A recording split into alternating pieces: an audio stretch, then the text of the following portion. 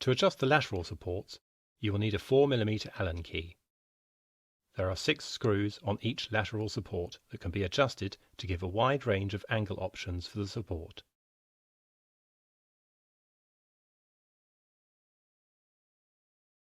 Undo and retighten each combination of screws to achieve the required position and angle.